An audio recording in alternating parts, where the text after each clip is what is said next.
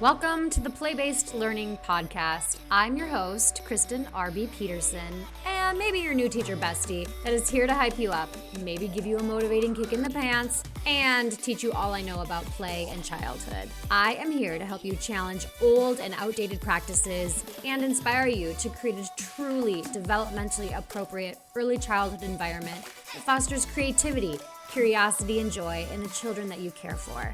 Let's set the stage for a lifelong love of learning. Let's get going.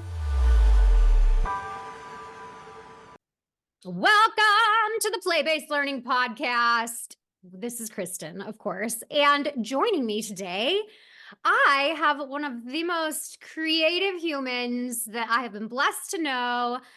Her name is Beverly Beck. She is from Happy Little Humans, and we are talking about creativity for like a series of 3 episodes here. So you're going to get to hear a lot from Beverly, a lot from me, and we're just going to like fill your brains with all of the creativity goodness because both Beverly and I like believe so deeply in the power of creativity and why we need it as children, why we need it as adults, and like how it can just like amplify us and give us our best life, right?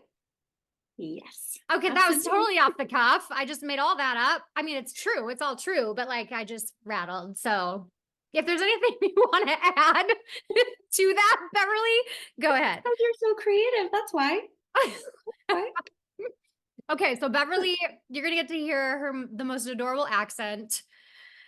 She's from Ireland, and I can't wait to go visit someday. I can't. Absolutely. It's going to be amazing. Yeah, so absolutely. People are going to love they're going to eat up your accent. It's like, we just want to bottle it up and take it with us.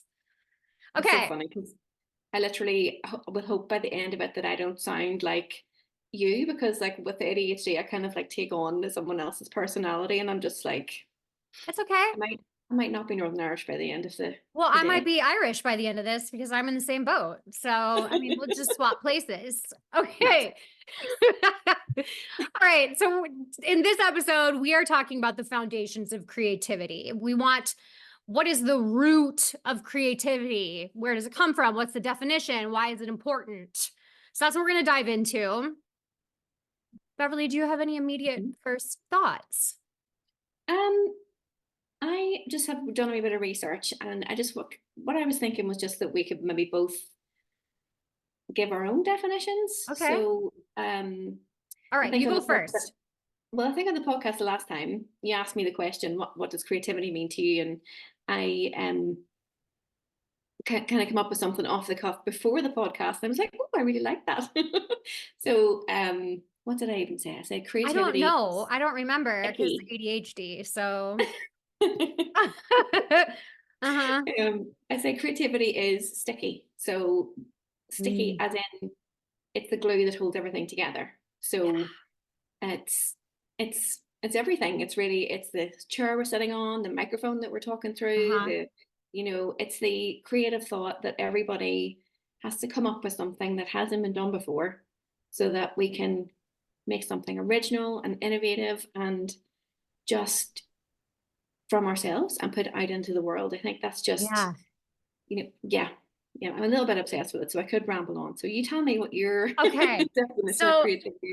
I don't know that I've ever put down like my own definition of creativity anywhere. So this is off the cuff. So my idea of creativity, and maybe this isn't really a definition, so it's an idea of what I feel like creativity is creativity is like this invisible energy that surrounds us in everything that we do. And I believe that so there's everything exists. Okay. Every idea exists. It's already out there. But creativity is really the colliding of 2 or more ideas together to form a new idea or a new thing. And I believe that creativity is, it's really the driving force of our whole entire being and world. Like without creativity, there wouldn't be podcasts. Without creativity, there wouldn't be an iPhone. Without creativity, there wouldn't be a floaty for me to lay out on in the Mhm. lake. So, and without creativity, there would be like no entrepreneurs. Like entrepreneurs, like you and I, are the most creative people out there, because that's really what the basis of like entrepreneurship is ideas and implementing those ideas in a different way than anybody's ever done before. So like entrepreneurs really are super creative beings. I also love to talk about creativity in this way, that creativity is it's like confetti. And it like I said, it's all around us in the universe and it's floating around. And I don't know if I'm sure you've felt this being Yeah. the amazing Beverly brain that you are. You're standing at the sink washing dishes, and all of a sudden an idea hits you smack right in the Yeah. face. And you're like, whoa, where'd that come from? And I believe that if you don't take that creative confetti that just hit you on the face, somebody else is going to get it. Somebody else will use that idea, whether it's tomorrow or whether it's 50 years from now. That piece of confetti is going to continue on and it's going to hit somebody else until somebody uses it. So mine's kind of very abstract, of what I believe and where it comes from. Yeah, I love that though, because that is my first ever audiobook was Elizabeth Gilbert's Big Yep. Magic. Yep. And Mm-hmm. that is exactly what she talks about. She talks Absolutely. about the idea is not yours, it's an idea in its own entity. And if you don't actually do something about it, it'll move on to someone who will do something about it. Uh-huh. And Yeah. that's where So I got that from. But then I used my own creativity yeah. and labeled it creative confetti, which she didn't do. So there you Exactly. go. That's like a new idea-ish, Yeah. smacked a couple ideas together and there we go. Yeah, Mhm. absolutely. And it's just whenever you said that, I had a little giggle to myself because I can't wait. I said to you, there's something that I want to do in the third episode, I know. I'm and I'm excited. just like, I just can't wait for you to hear it. It's going to be hilarious. Um, so yeah, no, totally. I totally get all of that. And I think the whole thing about creativity is you can make up your own meaning about it. It's not, Absolutely. it doesn't exist in any form until you actually put it into action and actually Right. make something with it. So And I I believe totally, that creativity is a necessity in life. mhm, And unfortunately, our industrialized school system, our industrialized education system, it's a creative vampire. It sucks the creativity yeah, right out of children and leaves them kind of an empty shell of a human filled with random bits of academic knowledge that really aren't going to serve them in life beyond learning how to read, write, and do some math. yeah, So it's creativity. Like if you look up the I don't know if you know this, if you look at the World Economic Forum, their mhm, number one skill that the employers look for in 2024 is creativity. And like only 2% of adults have creativity. yeah, So we need now more than ever, and we should have been doing this a long time ago, to like figure out a way to keep and hold on to that creativity for a little bit longer. yeah. Yeah. Because do you not meet a lot of adults who are just like sad? No. Because sad because they don't have any joy in their lives or any just Mhm. like any hobbies that are creative, or they don't, they see something and they don't think. I remember like I still do this with my kids. I remember whenever I was in high school, and this was like quite an embarrassing moment, but at the same time I look back and I think actually I was still really creative because in high school, by high school I mean I was a teenager, so I was probably about 15. Yeah. And I remember I was away with one of my friends, and we were just walking, and I was looking at the clouds, and I was saying, "Oh wow, do you see that? Whatever it was, that image of something, it reminded me of something." And she's just like, "Oh my goodness, you're crazy." I'm just like, "Yeah, whatever," kind of thing. And Yeah. then Yeah. the more I do that with my kids now, and then that's something that takes them out of a funk. If we're in the car and they're tired and they're after school, or they're just, they don't want to be in the car, we look out the window and I say, oh, I can see a unicorn over there, or oh, look at that fish, or look at that man fishing, or look at and they're just like, oh yeah, and it's a complete distraction and just taps into their imagination and Yeah. able to kind of let them get out of that sort of funk or that boredom or I love that that um idea. yeah. So yeah. So that's me. But Mm. I looked up some other artists. Yeah, I'm And excited to things. see what they say. So I thought to myself, I'll not do artists because I'll not do all artists because Right. that's just wrong by There's, me. I mean, like, artists aren't the only one who are creative. And I think that that is a Exactly. huge misconception about creativity Um, is like, oh, I'm not creative because I can't draw. Oh, I'm not creative because I can't write like poetry. Oh, I'm not yeah. creative because I can't paint. That's Yeah. like, I am a very creative being, but my creativity comes in ideas and, um, like, just, I don't know, creativity.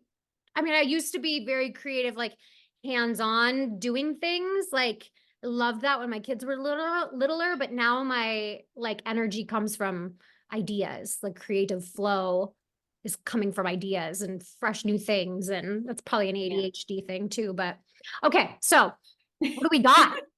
But I can see you getting excited about it as well, which is I nice because know. it just lights you up, which lights Yeah. the room up, and the energy just changes, and everybody just Yeah. picks up on that. It is like that famous quote, like creativity is contagious, pass it on. It's like Yeah. um so the first one here is Pablo Picasso, so Okay. artist, obviously. So his famous quote is every child is an artist. The problem is how to remain an artist once we grow up. Mm, So that is yeah. huge, isn't it? With that study, what was that study? And you talked about the The NASA study. NASA study of creativity, which is interesting because when I was writing my book, I wanted to reference that. And so I had somebody go on a deep dive to try to find the study because it's cited in different places, not the actual study, but like Sir Ken Robinson talks about it in his book, Creative Schools. And then Dr. George Land has a TED talk on it. And he calls it a study, that he did this study, but there's no actual documentation that the study was ever done. So Oh, we have to reference Dr. George Land's TED talk for that, talking about his own study. But that I found that was really interesting because it's very a popular study in education, and there's no proof that it was the actual study other than Dr. George Land's TED talk. Interesting, ooh, huh? maybe we're Yeah. all aliens and we're living in That would be cool. that secret quarter. Oh, let me see. So Okay, I but looked at hold on now. Pablo Picasso, how long ago was, I don't even know. Like when was he living? Pablo Picasso centuries ago. He was, oh, now you're testing my art history. I don't know art history. I'm gonna Google it quick. I don't Because remember I'm if he, I'm wondering. Oh, I just like opened up my text messages and wrote in Picasso like I was just gonna text him. I'm just gonna text him quick and ask him when he was born. wouldn't Picasso. it be funny if he replied? 1881, died 19th in century. 1973. Mhm.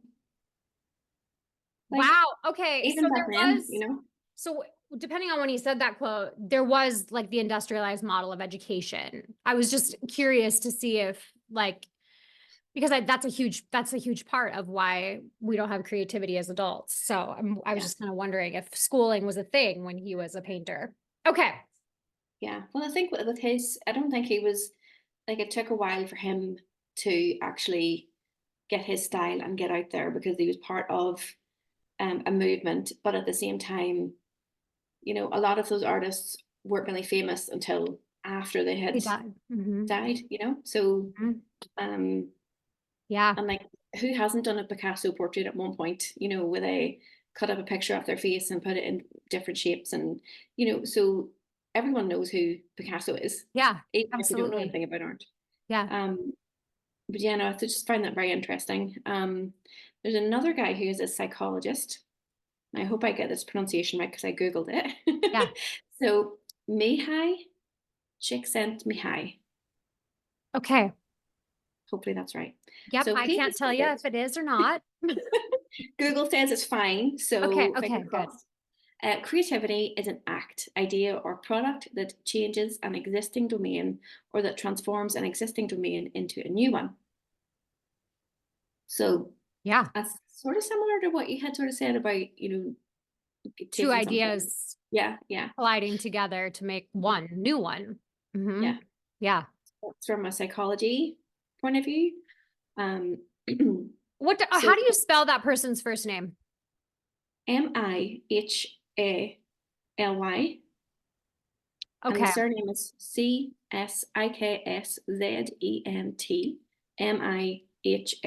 Mihalyi. Oh, wow. Okay. So that's why I Googled it. A mouthful. Yeah. Yes. Okay. Lots of vowels. So his work was known for his work on flow. So which is Oh, that's why I had you spell it, because I was like, I'm pretty sure I have the book Flow, and I yeah, also have the one that's called Creativity by the same author. cool. Yeah. So But yeah, I that's find what their that books a bit wordy and yeah. hard to follow. So I haven't really made it all the way through. Yeah. I don't think I've ever finished a book in my life, to be honest. Um I love the honesty. let me see. So we all know the scientist that is Albert Einstein. Yeah.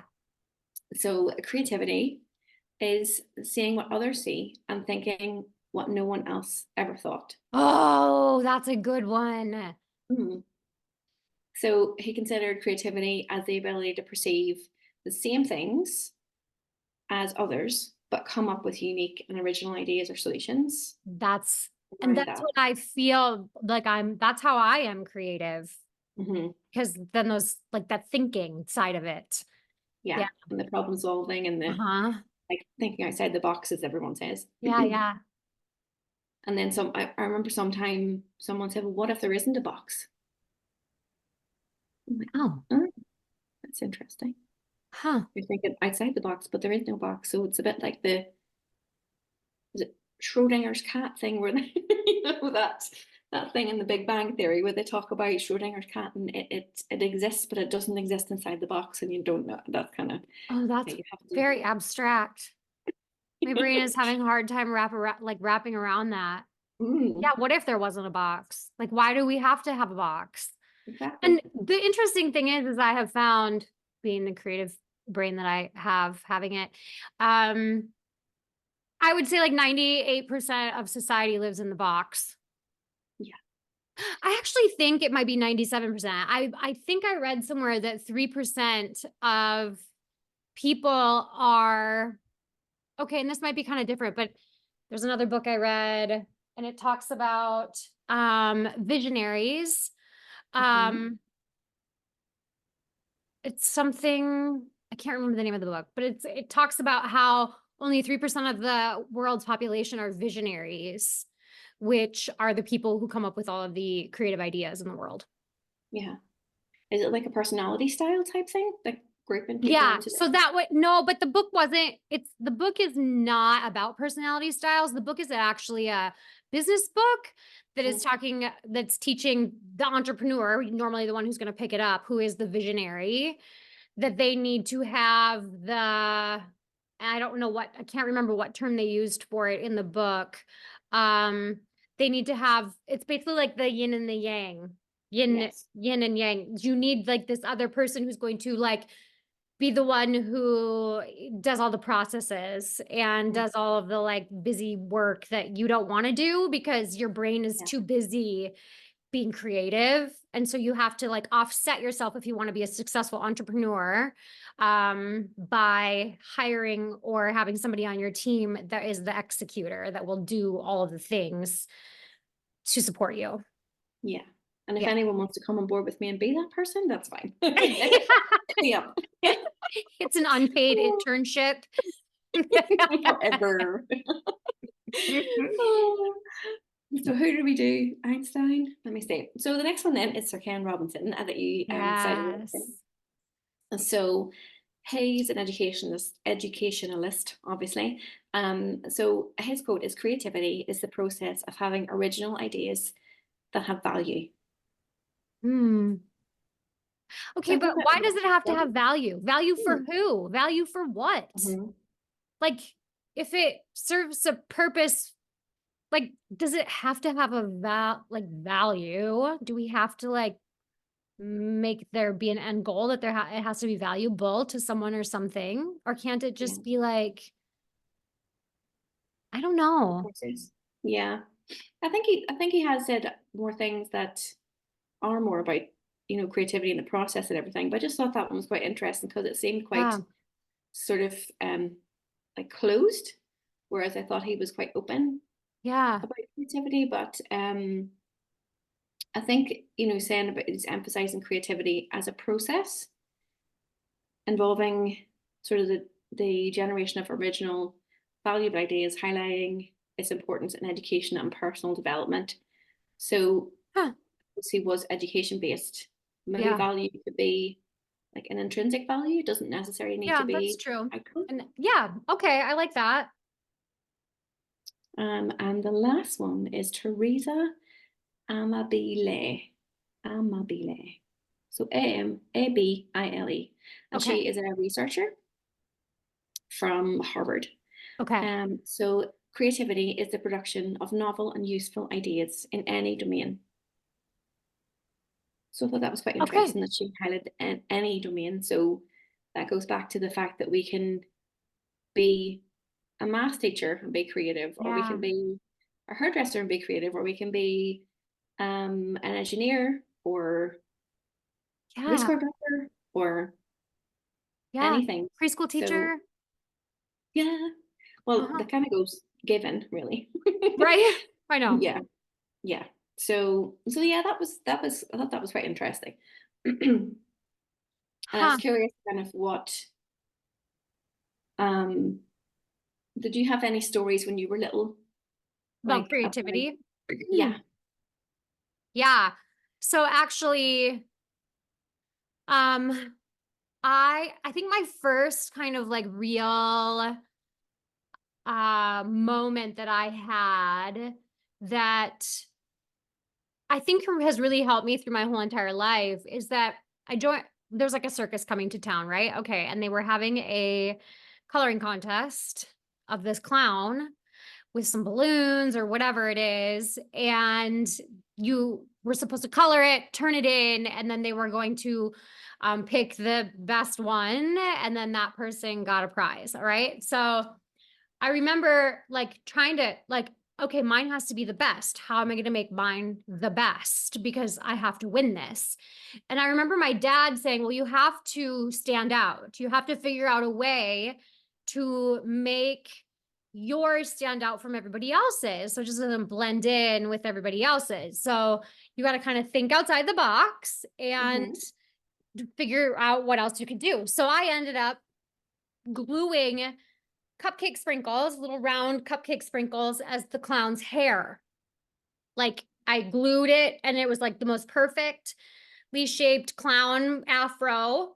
And it was like little colored sprinkles. Cool. And I won.